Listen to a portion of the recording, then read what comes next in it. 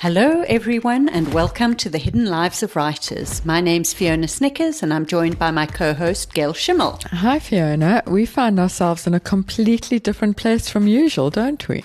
We do. We're in a rather glamorous hotel room, and we are about to interview someone that we are incredibly excited to talk to. But we're having a marvelous time at the Franschhoek Literary Festival. We are, absolutely. Fiona, how has it been for you so far? Well, it's been fun to be here, not as an author, but as a spectator, and just to choose panels that I feel like going to and enjoy the markets and all the good food. How has your first panel been? Because you were invited this year. I am lucky enough to be an invited guest this year, and I had my first panel where Danielle Weekly interviewed me and Nikki Greenwall, and it was really lovely. You know, I've been on a lot of panels by this stage at various literary things, and sometimes they just have a magic, and this morning I felt there was a magic. I really loved it. I could stop my festival now and feel good about it. So it's been lovely, and it's just so magical to be here. It's particularly good weather. I feel like I sound like a cricket commentator, but it's particularly good weather for Franschhoek at this time of year. It's often a bit miserable, but we're having sunny days, and it's just magnificent.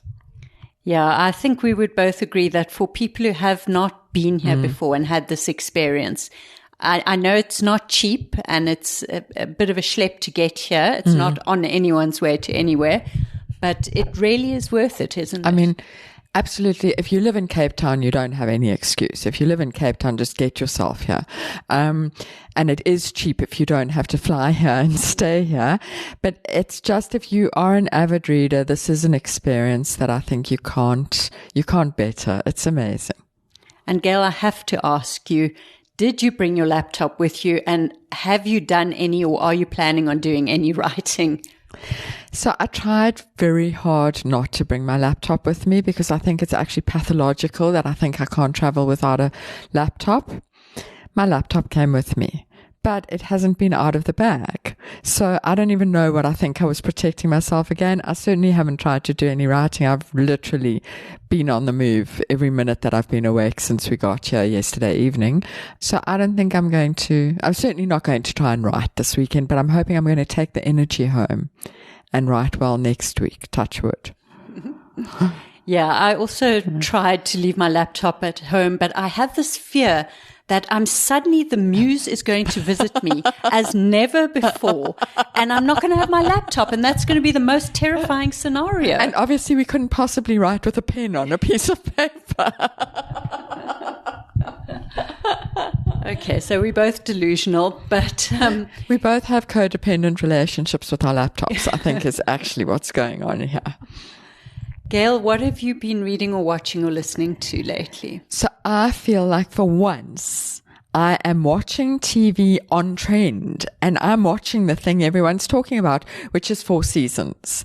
And it's magnificent. It's a story set over 8 episodes, 2 in spring, 2 in summer, etc., about a friend group that is thrown into disarray when one of the men leaves his wife. And it's personal, and it's funny, and it's clever writing, and I loved every minute. And we trying to watch only 1 a day, and then at the end like watched 4 on the last day. Have you watched it, Fiona? I have, and I enjoyed it so much, and it's so on point for our stage in life, isn't it? Oh, completely, because it's people whose children are grown up, and it's a friend group that have lasted all these years. And you know, I think all of us have at this age, you do have those friends whose partners have changed since you first started out, and especially people like you and me who are married to their original husbands and look to stay married to their original husbands. So I related very hard to the one couple, the long married couple. It was wonderful. What about you, Fiona? What have you been reading and watching? I have been reading Chimamanda Adichie's Dream Count. That's certainly more intellectual than my answer. I would say it's got just about as much drama in it, to be honest. But it has garnered some mixed reviews online. I was waiting for someone I trust to tell me that this book is good and that I should be reading it. And your writing partner, Kate Sidley, was that person for me. She said, no, this is lovely, you must read it. So I did. And yes, it is lovely. I've thoroughly enjoyed it. It's so intelligent. It's so beautifully written. It's so insightful on so many topics. It's basically 4 women telling their stories in their own voices. And I can see why it hasn't hit for some people. Okay. Because there's a certain repetitiveness to one of the themes. The dream count pretty much refers to a body count, which the kids these days talk about, how many people have you been with? Oh, that kind of body count. I thought you meant dead bodies. Oh, no, live bodies, Gail, live bodies. Teenage body count, not mafia body count. So these are adult women talking about their body count, and there's maybe a section where the bodies just get maybe a couple too many for interest, where perhaps the reader loses interest slightly, and perhaps a harsher editor would have asked the author to cut that. But even with that, it's almost a flawless novel. She is brilliant. She is a genius. I won't tolerate anything said against her. She's wonderful, and I loved that book. Okay, I'm going to take that as my sign that I better get reading. So someone else that we both love and admire so greatly is our guest today. Our guest today is John Boyne. John is the author of 18 novels for adults, 6 for younger readers, and a collection of short stories. His 2006 novel, The Boy in the Striped Pyjamas, has sold more than 11 million copies worldwide and has been adapted for cinema, theatre, ballet, and opera. John has won 3 Irish Book Awards, along with a host of other international literary prizes. His novels are published in over 50 languages. John, I think we have managed to convey how excited we are to have you here with us today. Hello and welcome. Thank you. It's my second trip to South Africa, so it's lovely to be back. As Fiona said, as we've told you, we are not in our normal state of clear thinking. We are completely fangirled. We are so excited about this. We're so grateful to you for doing this for us. And we're going to jump right in. Just because you're special doesn't mean you get to avoid the question everybody gets. How has your writing week been? Well, a slightly strange week because I started it in Stratford-upon-Avon, Shakespeare country, and I was doing a festival there. I was being interviewed, and then I was interviewing another Irish writer, Cecilia Ahern. And then I came back for a couple of days to Dublin, and then I flew here. But I'm in the middle of a second draft of a new novel at the moment, and it's one of those where I'm really, really enjoying the writing process a lot. So it's been a little bit broken up in the last week, but every kind of spare moment I get back to it. And when you aren't on book tour and you do have time to devote all your hours to writing, what does that daily writing process look like? Well, I'm an early riser. Anyway, I would usually be at my desk by about 8 o'clock in the morning. But I'm not one of those people that says I have to write between this time and this time, or I have to get this number of words done. I'm more somebody that by the end of the day, I want to feel that I haven't wasted my day. So I'm fortunate enough I get to work from home. That's where my office is. So I'll start there in the morning. I'll do a little bit. Then I'll read. Then I'll do all the stuff we normally do, like put the laundry on, all that type of thing. Then I'll do a bit more writing, a bit more reading. I'm sort of in and out of the office through the day and working on a scene. And maybe sometimes I'll be in there for like 90 minutes, maybe sometimes only 30 minutes. So I just kind of work it in and out. And then I very rarely will do anything after around 7 p.m. I'm not really a nighttime writer. But I just like to feel when I go to bed at night that I've achieved something with the day. And that achieving something, does it look like a word count? Does it look like a particular scene? What does it look like? I guess it just looks like the feeling that the book has moved on another bit. So say in the second draft at the moment, there's a lot of short scenes in the book. So I'm kind of looking at it like that. Doesn't have to be one a day, but that every couple of days I get another one almost signed off as a second draft one and move on to the next before, working my way to the end. And have you always worked like that, or has your writing process changed over your long career? Well, at the start, I had what I suppose we would call a real job. I was a bookseller in Dublin when I published my first few books, and I used to get up very early. Then I used to get up about 5 a.m. to write before going into the shop, and that was really good for me because I liked going into the shop knowing that I'd got maybe another 2,000, 3,000 words, or whatever it was, down, and that whatever the day held, if we went out for drinks after work, whatever, that my work was done, the book was moving along. And then when I became a full-time writer, it probably became more like the way I've just described it, where I'm sort of in and out of the office and work like that. The other thing that's changed a lot, I would say, is for the first 5 or 6 books I wrote, I would plot out the books very much in advance. I knew what I was writing when I would sit down for the first draft. I don't do that anymore. I haven't done that since about 2007. Now I just start with an idea or a character or a theme. I put down a sentence and off I go, and I just see where it takes me. And do you think that's a product of being confident that you've done it so many times, you're going to be able to do it again? Because it's scary if you've been a plotter to suddenly turn into a pantser and just write. Yeah, but a what? A pantser. You write by the seat of your pants. I like that. A pantser. I like that. I'm going to use that. Well, I think it's exciting for me. And I feel that I wouldn't sit down and start writing a novel if I didn't feel confident enough in myself that the idea that I'm working from is one that's going to sustain me for the next year and a half, and that will produce an interesting book that I can, will end up hopefully people reading. So I wouldn't just start without ever having given it any thought. But I guess over time, yeah, you do start to feel confident. You feel, where confidence really comes in. I'm sure you find this is that in one of those drafts where you just feel like, I don't know where this is going, or is this any good? But where you tell yourself, but I'm going to figure it out. I trust myself to figure it out, and that I'll, whatever, even if I've gone down the wrong alleyway in it, I'll find my way back to something and be able to chop bits off at times. So maybe that was the advice I needed today. I think I might leave now. Thank you, John. You've done your job. So, John, tell us about your earliest days as a writer. When did you know that you were going to be a writer? How early did you start? Tell us your origin story. Very, very young. I'm talking around sort of 8 years old. I had a obsession with paper and pens, with all sorts of stationery. Even today, if you leave me in a stationery shop, I'll just buy loads of stuff that I don't need. I used to write stories taking characters from books that I was reading and write new stories, and I used to bind them up and put my name on them and put them on the bookshelves in my house, my parents' house. And even as a kid, when the parents of your friends of your parents would say, "What do you want to be when you grow up?" I always said, "I want to write novels," and they always used to laugh because I guess when an 8, 9, 10-year-old says that, it sounds very precocious.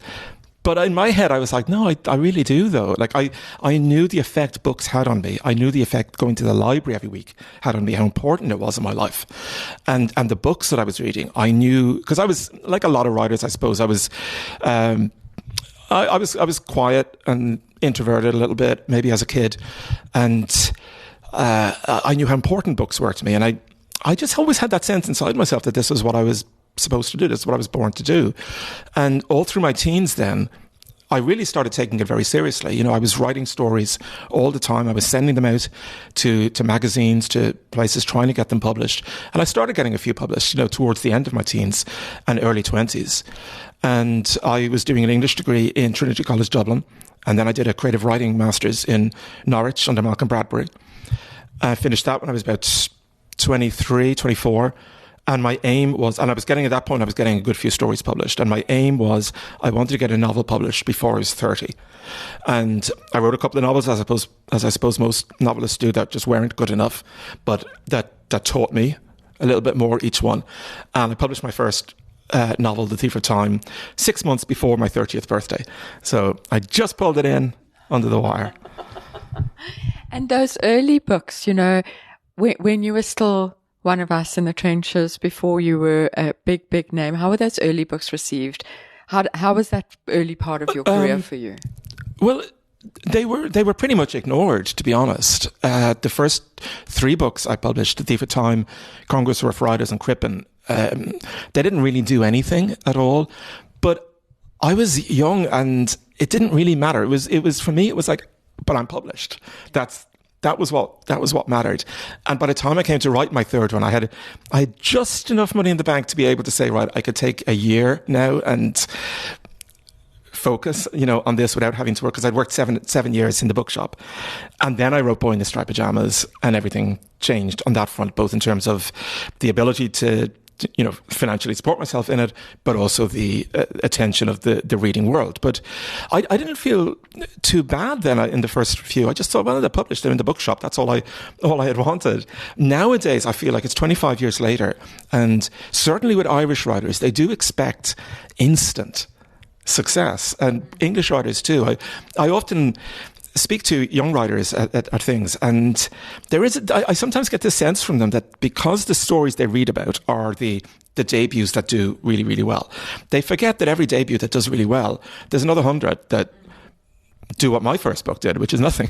And the trick is that while it's difficult to get your first novel published, it's even more difficult to get your fourth, fifth, or sixth. That you have to keep working and not take it for granted, especially if you don't get the good fortune of having something like a Striped Pajamas happen, where everything changes. But I think people expect that kind of level of success very, very quickly these days.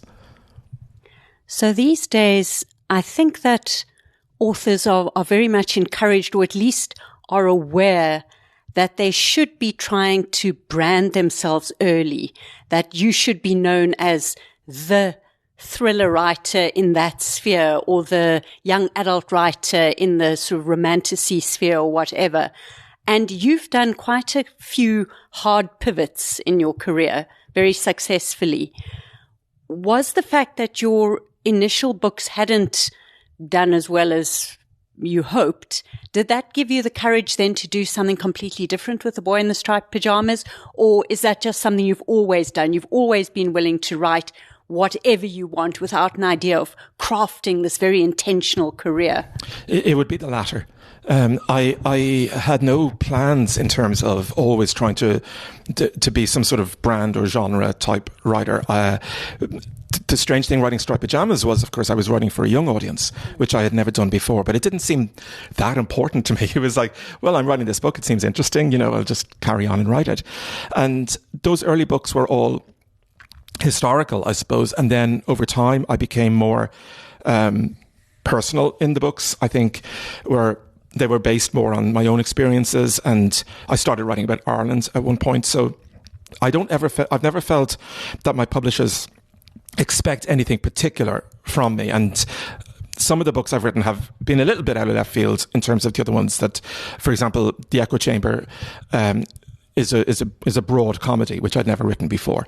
And A Traveller at the Gates of Wisdom is sort of a very strange time slipping kind of novel. But I've never felt that the people, but I think you're right in what you're saying. And the people it really affects the most, I think, unfortunately, are women writers. And I have a lot of women writer friends that publishers very much want them to stay in a kind of a romantic mode, especially if that woman writer has, in the first instance, become successful through a romantic novel, say. Then they're not given the freedom, I think, that male writers are to expand, to broaden their horizons. Now, there are women writers who sort of very initially are taken seriously on a literary front, and nobody really knows the mystery behind that or why. But there are others that aren't, and I know that can be very frustrating for a lot of my friends. That's so interesting. Now, Boy in the Striped Pajamas, when I've been explaining to non-book people who I'm interviewing today and why we're so excited, I've had to refer to Boy in the Striped Pajamas. Do you have a sense of why that book, what was it that made that magic happen?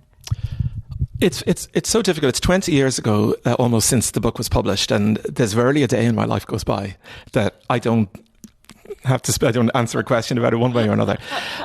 Looking back, I think there's a few things came together. I think there was, I was 33 when I wrote the first draft of that. I was still relatively new to the publishing game, the writing game.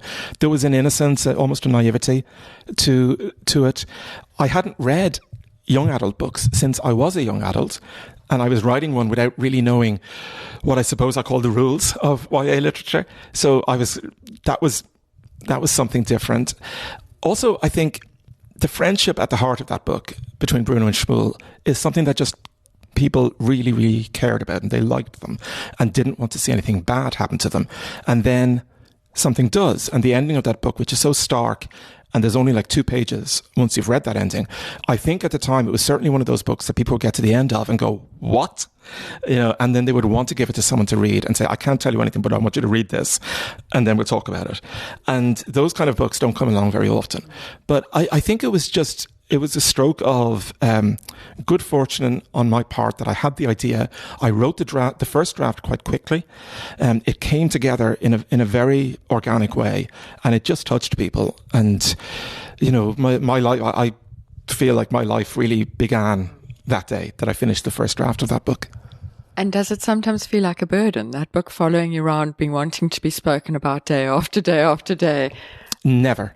And I would never sort of shut down questions on it. I know it's the book that people know me best for. It will always be.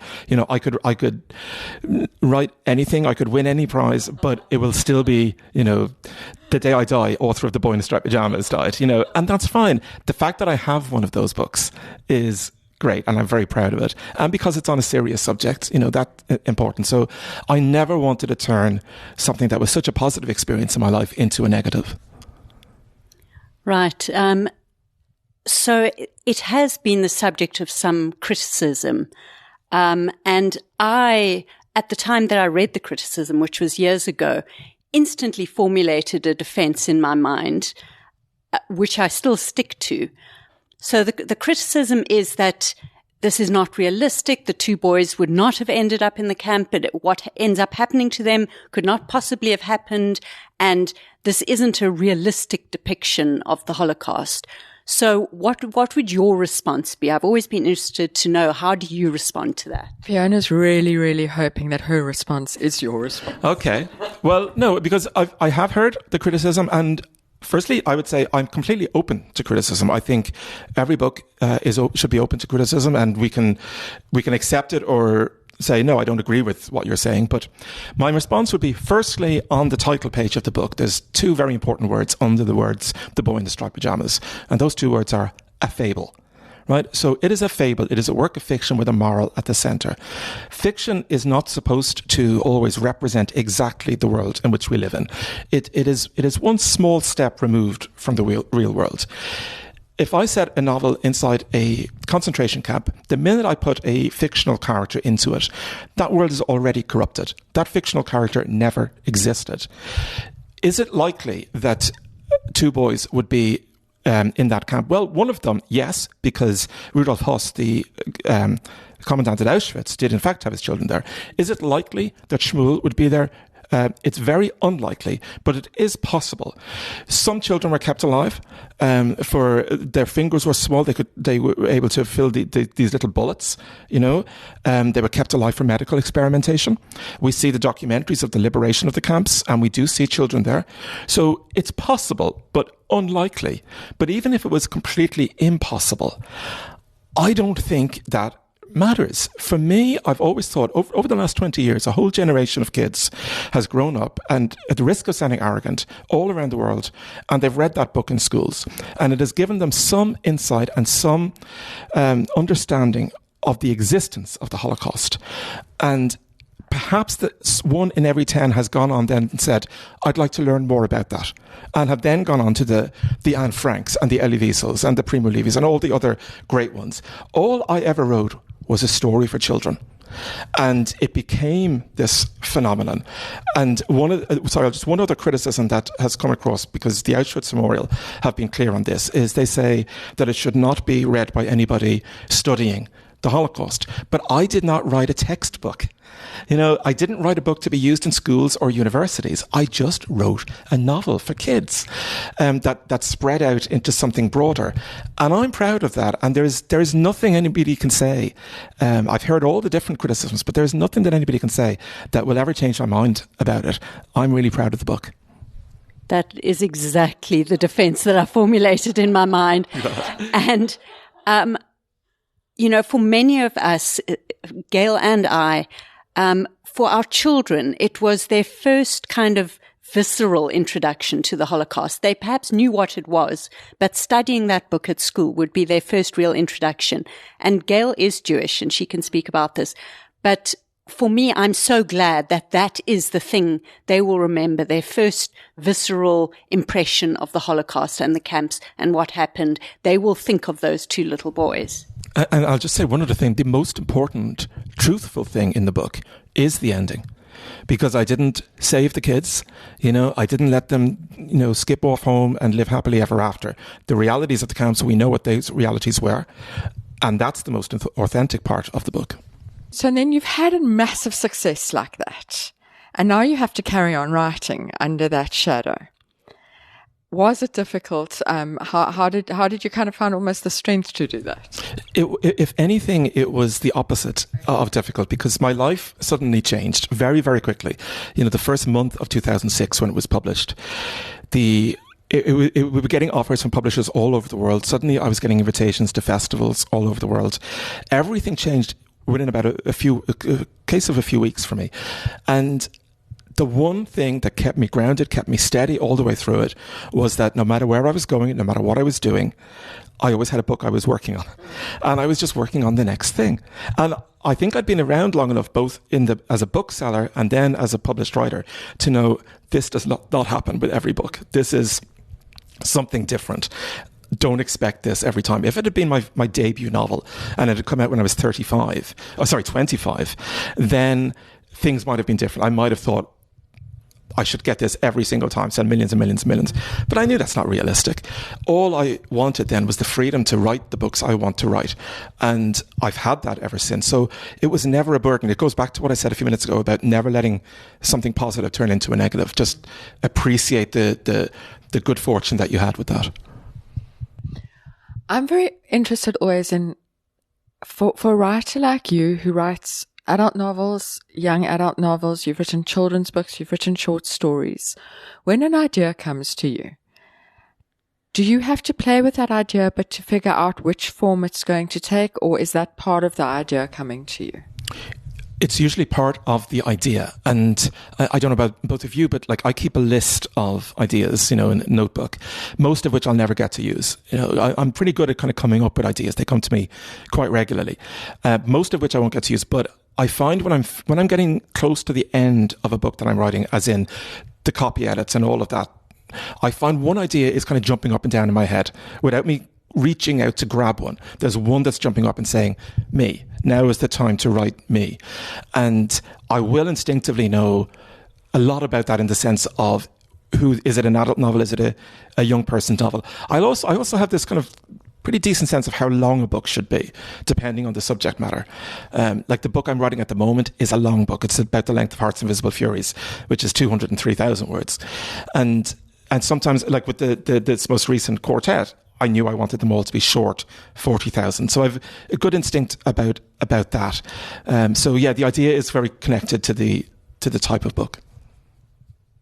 Can you talk to us about your relationship with social media? How it's changed, how it's evolved. Did you ever love it? Did you learn to hate it? Did you fall back in love with it? As authors, there's a kind of understanding that we're supposed to engage with the public through this social media platform. And I know that you've had some run-ins with people on it. Just talk to us about that. At the start, I did like it. I thought it was, I'll talk mostly about Twitter because that's the one I would use, and Instagram. But Instagram is lovely. Nobody ever says anything mean on there. It's just nice photographs. On Twitter, at the start, I thought it was great. I could connect with readers, connect with other writers. I could share the books I was reading and read about other people's books. And I had never had any kind of controversy in my career until 2019, when I wrote a YA book called My Brother's Name is Jessica, which was about a trans teenager.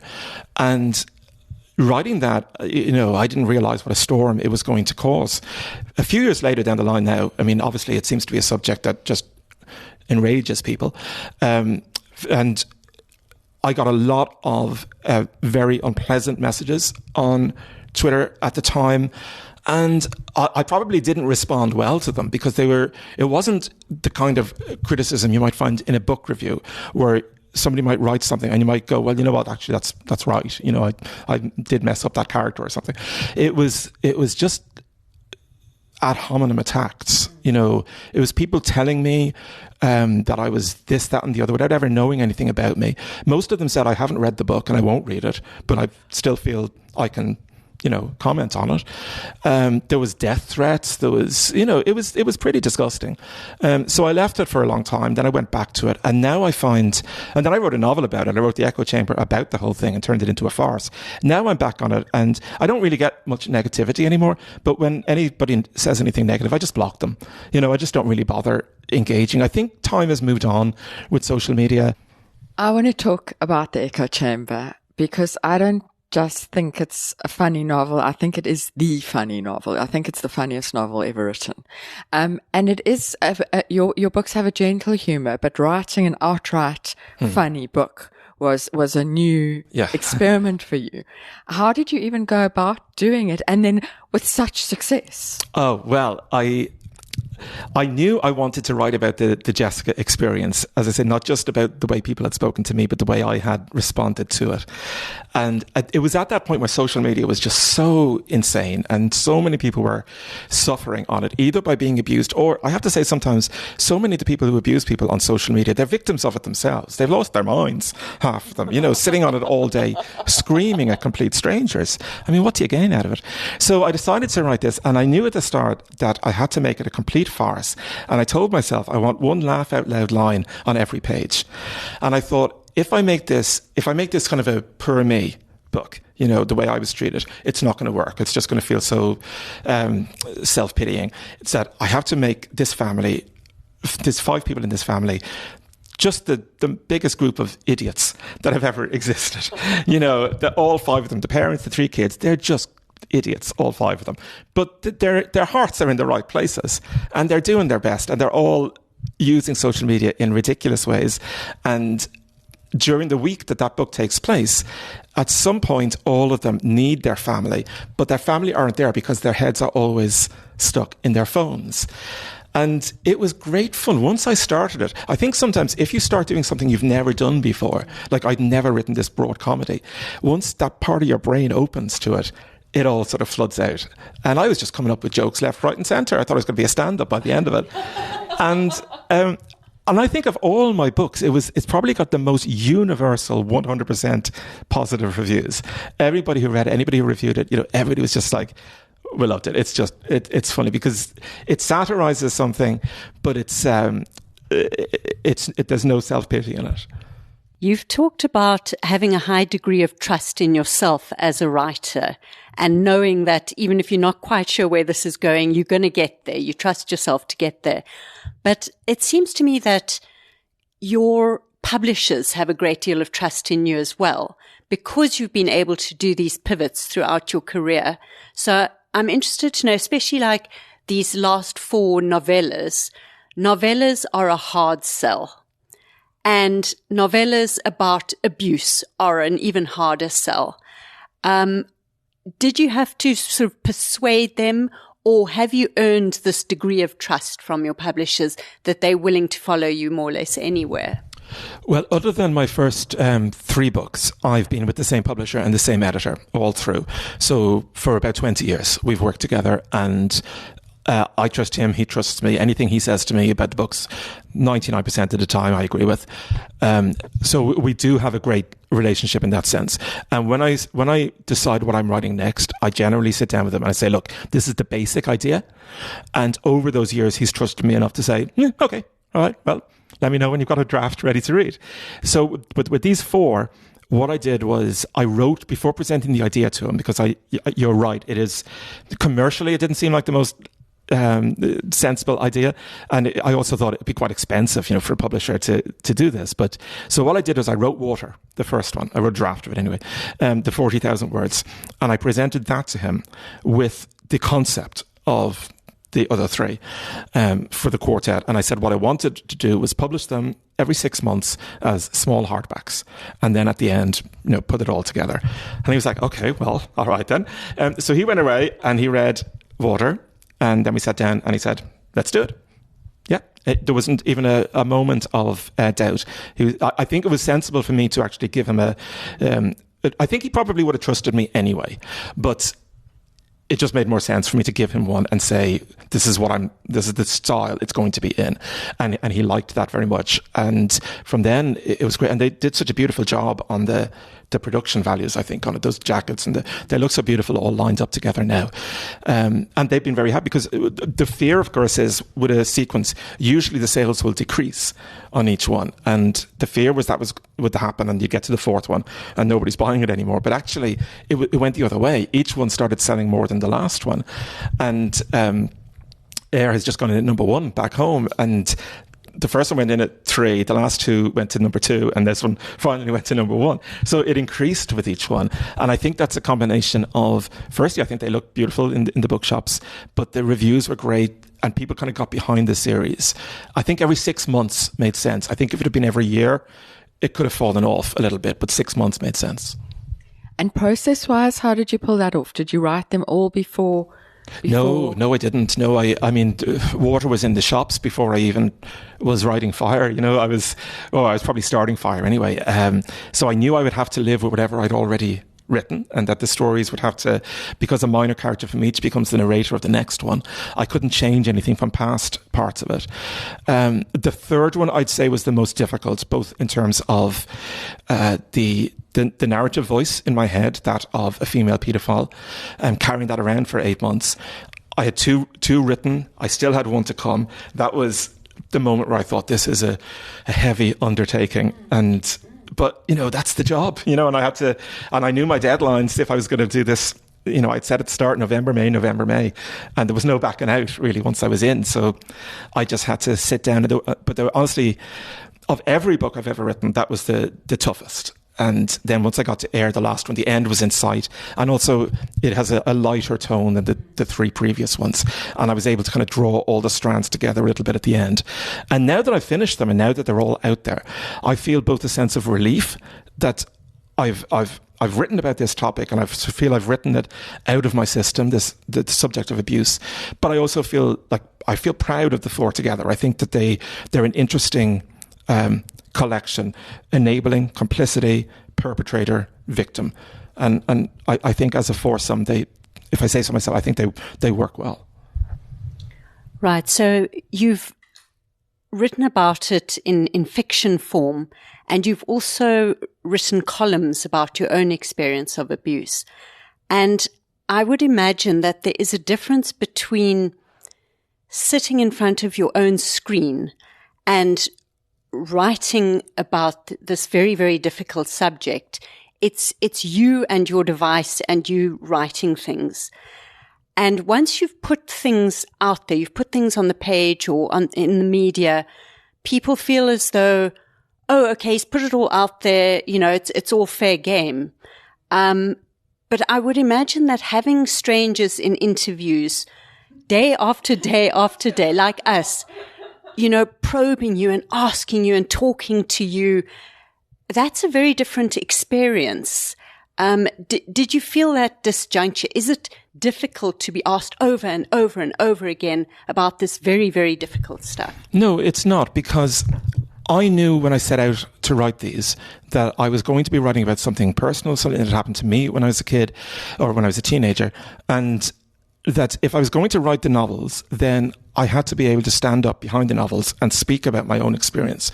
I don't just want people to read them to lose themselves in a story. I also want there to be people who might read them who might find some catharsis themselves in it, and that they will maybe they have a story to tell that they need to go to the police to tell about.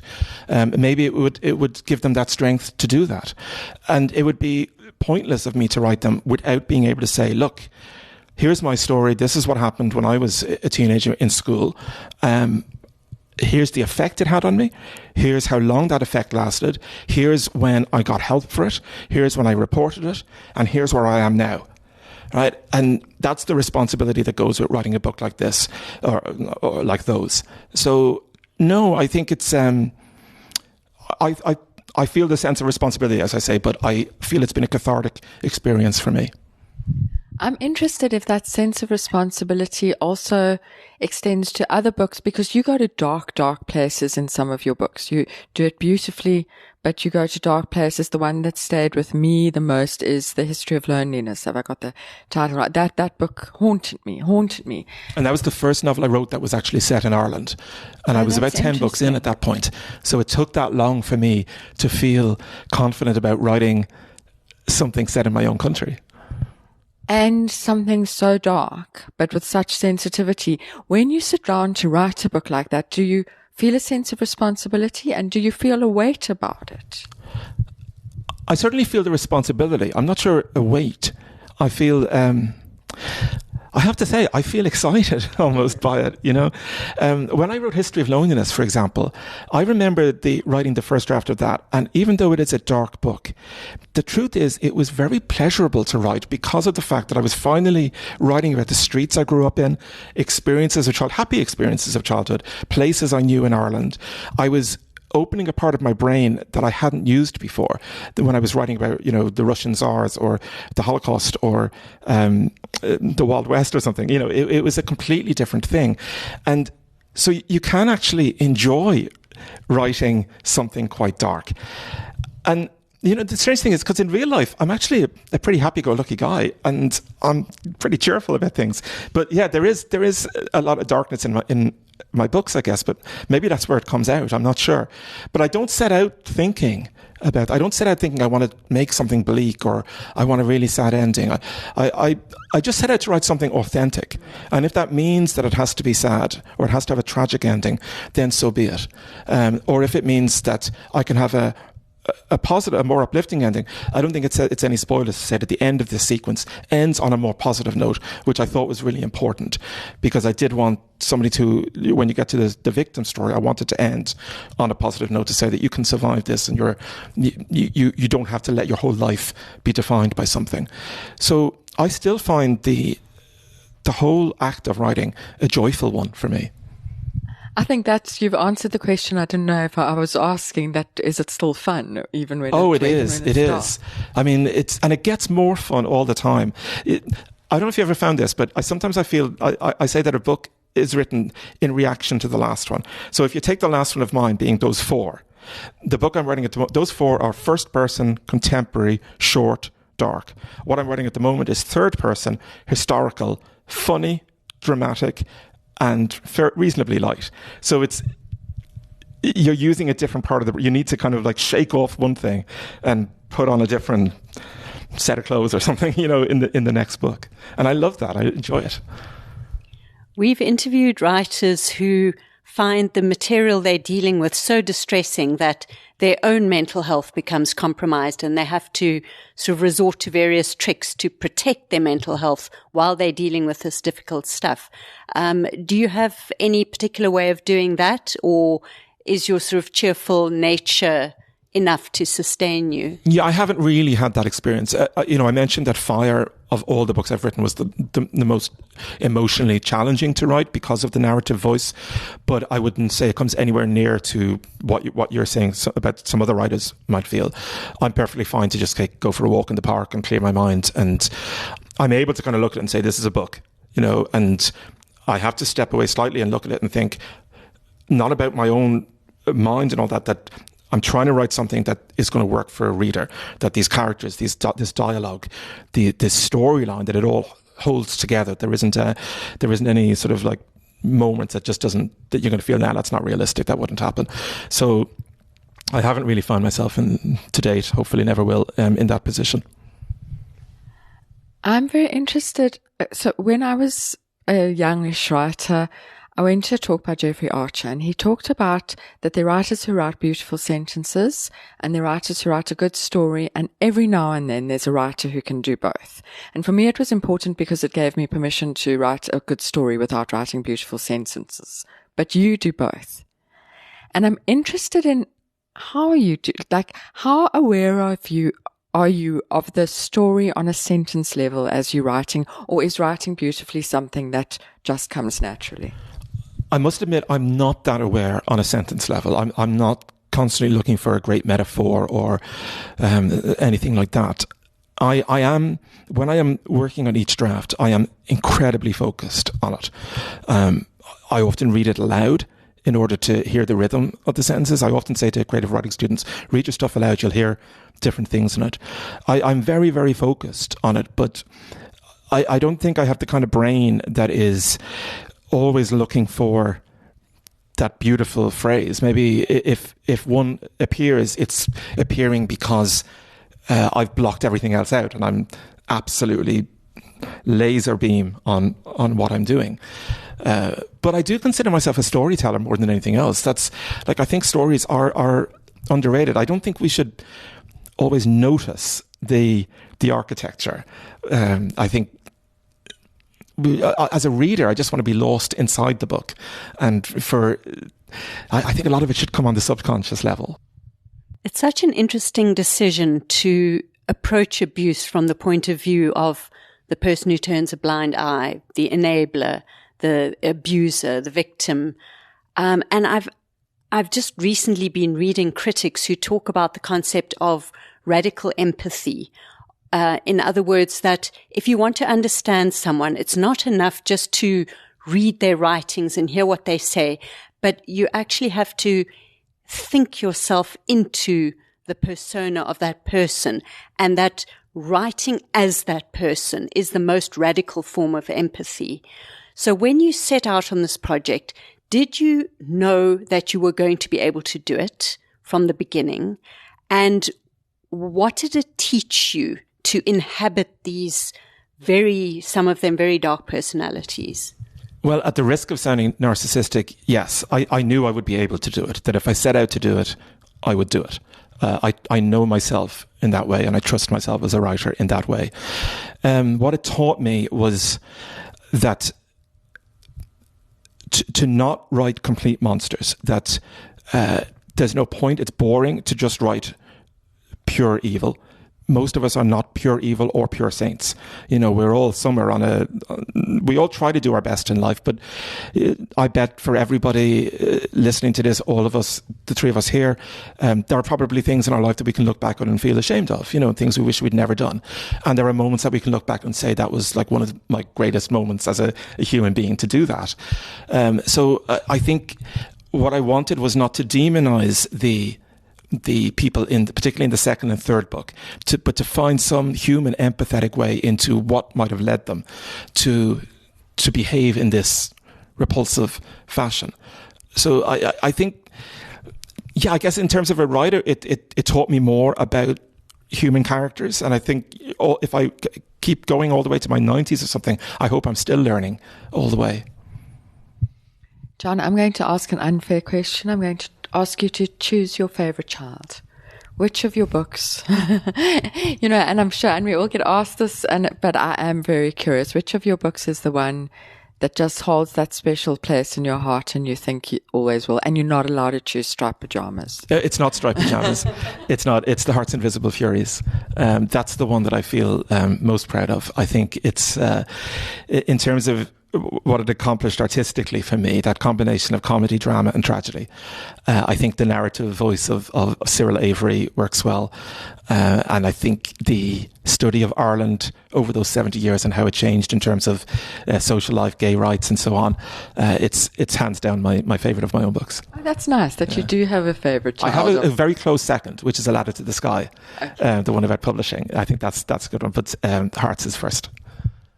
As someone who's created a couple of fictional islands in my time, I was interested to see that you created this unnamed island in the quartet that you set. Well, it's a kind of launch pad for many of the stories. And I know why I like islands, but why do you like to create a fictional island?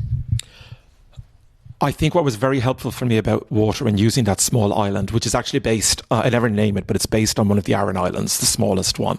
If I named it, I wouldn't have the freedom to, you know, people would say, well, this road doesn't go this way or this car wouldn't be able to go whatever, you know. So it's a small island, but I thought You've got very few people on it.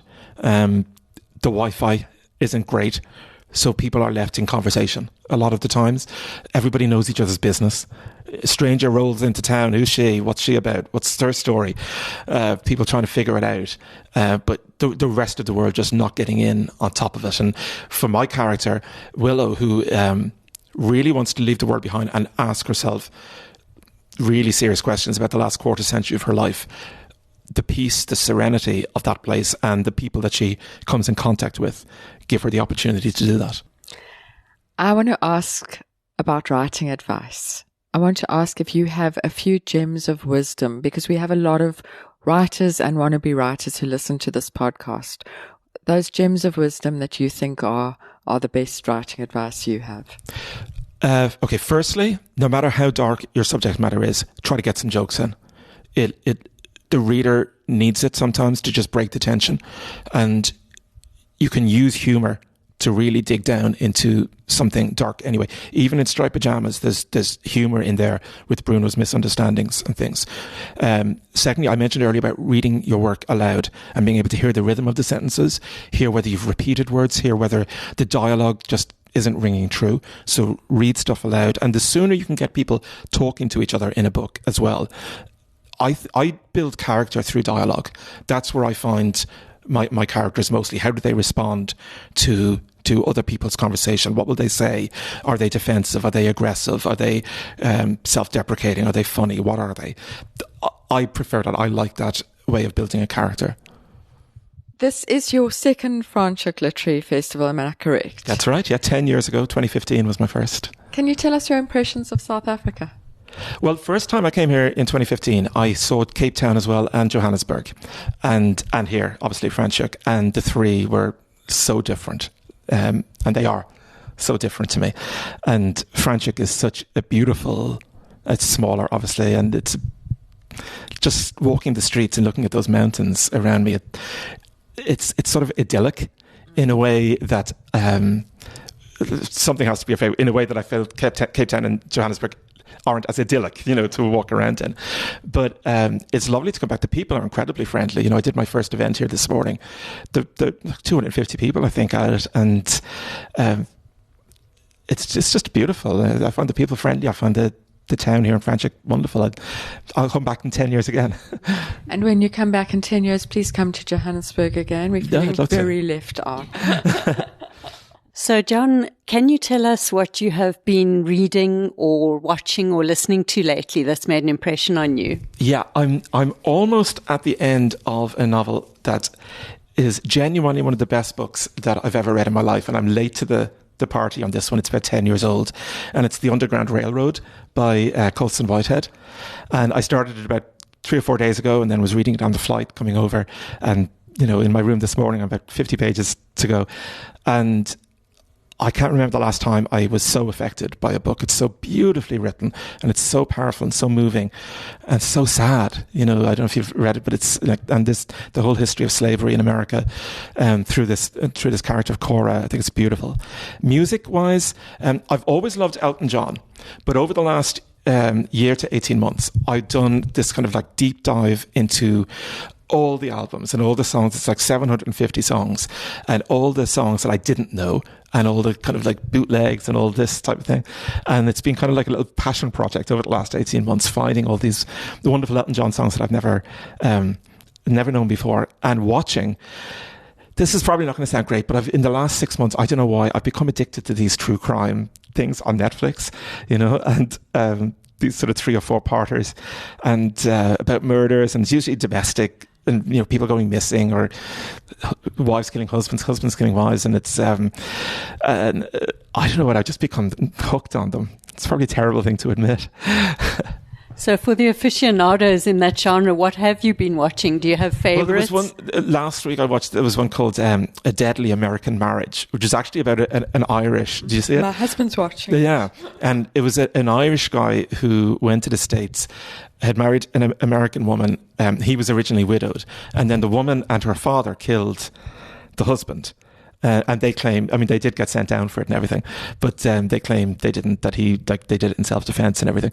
But, and at the time it was a big story in Ireland because the kids then were repatriated to Ireland. So it was a big story.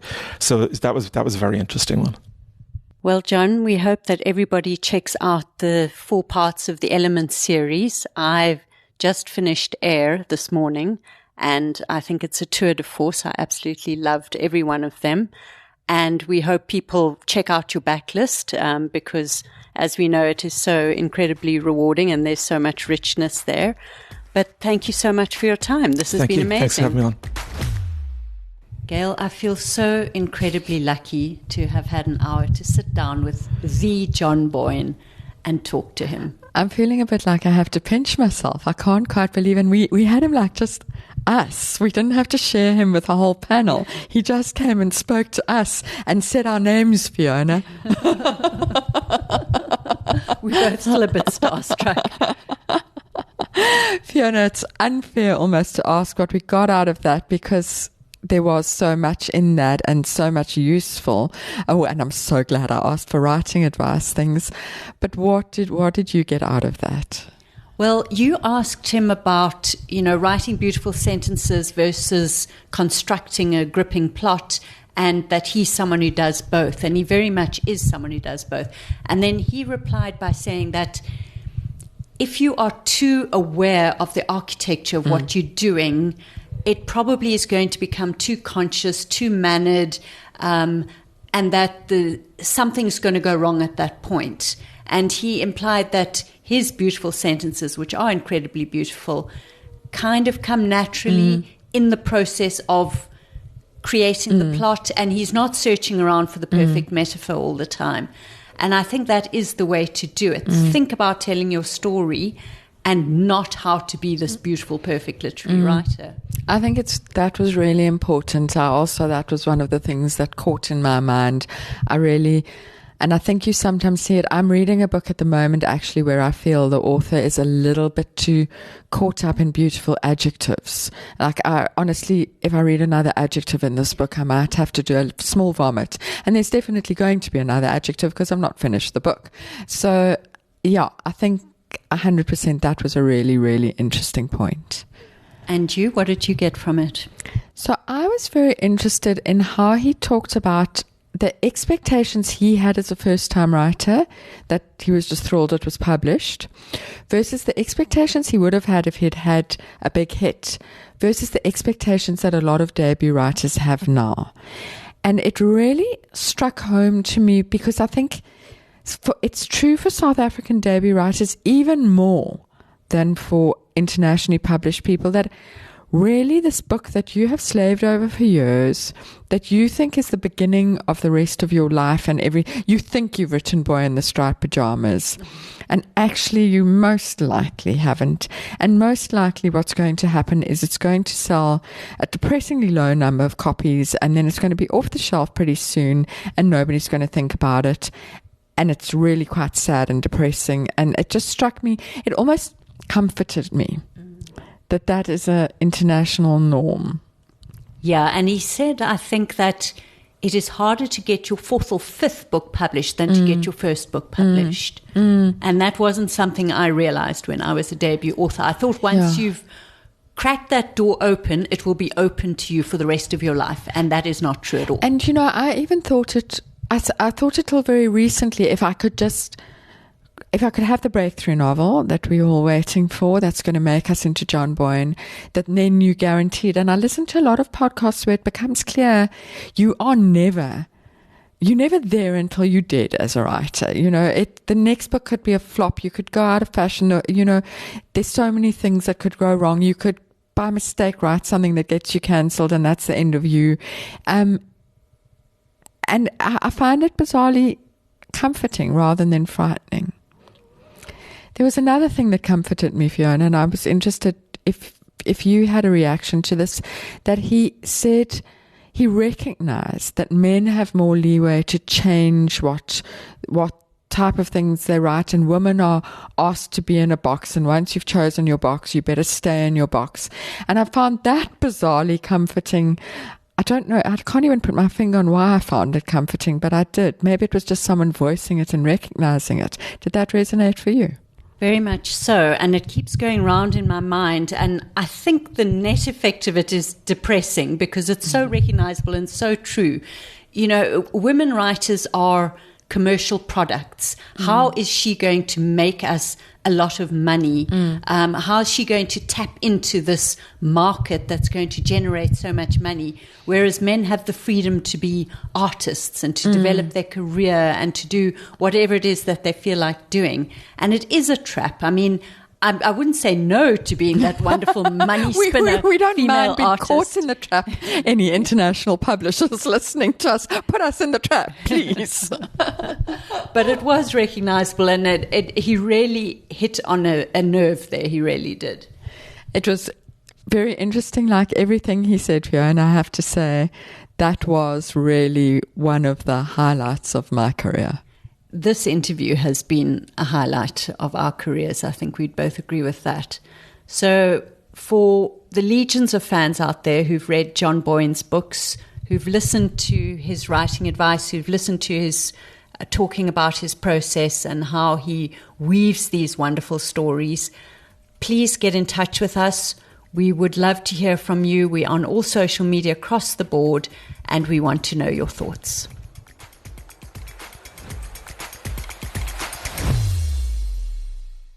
You've been listening to another production from Solid Gold Podcasts.